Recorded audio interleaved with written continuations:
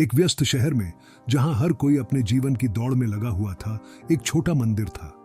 यह मंदिर शांति का स्थान था, जहां लोग अपनी परेशानियों का समाधान पाने आते थे।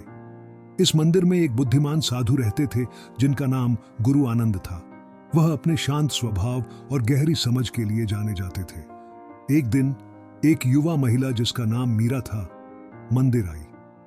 उसके चेहरे पर उदासी थी और उसकी आंखों में आंसू थे। हाल ही में उसने जीवन में कई कठिनाइयों का सामना किया था। उसके परिवार की आर्थिक स्थिति खराब थी।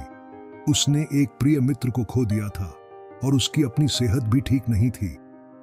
जीवन उसके लिए बहुत कठिन हो गया था और वह अपने अनुभवों से बेहद परेशान थी।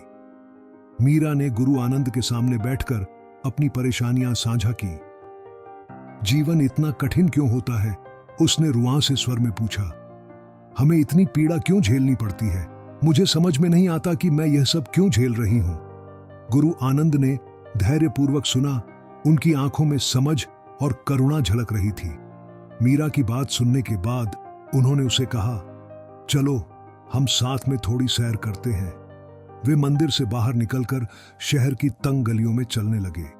चलते चलते गुरु आनंद उसे एक छोटे और पुराने पुल के पास ले गए, जो एक शांत धारा के ऊपर बना हुआ था। वह धारा बहुत ही शांत थी, जिसमें पानी चुपचाप पत्थरों के ऊपर से बह रहा था। पुल के एक तरफ एक बड़ा पुराना पेड़ था, जिसकी जड़ें गहरी जमीन में फैली हुई थीं, और दूसरी तरफ जंगली फूलों का एक झुंड था, जिनमें से कुछ खिल रहे थे और कुछ मुरझाने लगे थे। गुरु आनंद ने रुककर उस पुराने पेड़ की ओर इशारा किया। इस पेड़ को देखो मीरा, उन्होंने कहा। यह कई सालों से यहां खड़ा है, कई मौसमों का सामना करते हुए। इसने तूफानों, सूखे और तेज हवाओं का सामना किया है, लेकिन यह मजबूत खड़ा है क्योंकि इसकी जड़ें जमीन में गहराई तक जाती हैं। इसने हवा के साथ झुकना और सूखे समय में पानी खोजना सीख लिया है। फिर उन्होंने उन फूलों की ओर इशारा किया। अब इन फूलों को देखो, वे सुंदर हैं, है ना? लेकिन उनकी सुंदरता हमेशा के लिए नहीं रहती। कुछ फूल मुरझाने लगे हैं और जल्द ही वे गिर जाएंगे, लेकिन अपने छोटे से जीवन में भी ये फूल दुनिया में खुशियां और रंग भरते हैं। मीरा ने धीरे से सिर हिलाया। वह समझने की कोशिश कर रही थी, लेकिन अब तक पूरी तरह नहीं समझ पाई थी। गुरु आनंद ने आगे कहा, जीवन भी इस पेड़ और इन फूलों की तरह ही है। हम सभी पेड़ की तरह तूफानों का सामना करते हैं।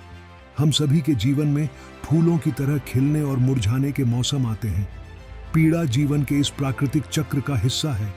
यह हमें उस पेड़ की तरह मजबूत बनाती है और जीवन की सुंदरता को और भी अधिक सराहने में मदद करती है, जैसे कि फूलों की क्षणिक सुंदरता। मीरा ने धारा को देखा, पानी को धीरे धीरे पुल के नीचे बहते हुए देखा। लेकिन हम पीड़ा का सामना कैसे करें? उसने धीरे से पूछा। जब ऐसा लगे कि सब कुछ बिखर रहा है, तो हम कैसे आगे बढ़ें?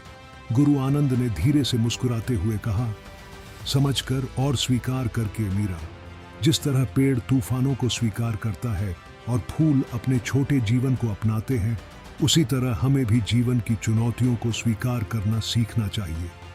जब हम पीड़ा का विरोध करते हैं, तो हम अपने लिए और अधिक दर्द पैदा करते हैं, लेकिन जब हम इसे स्वीकार करते हैं, तो हम अपने भीतर शांति और ताकत पा सकते हैं।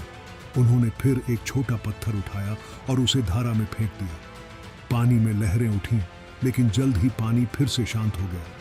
हमारा मन भी इस धारा की तरह है, उन्होंने समझाया। जब पीड़ा आती है, तो यह हमारे जीवन में पत्थर की तरह गिरती है। यह लहरें पैदा करती है, हमारे मन की शांति को बाधित करती है।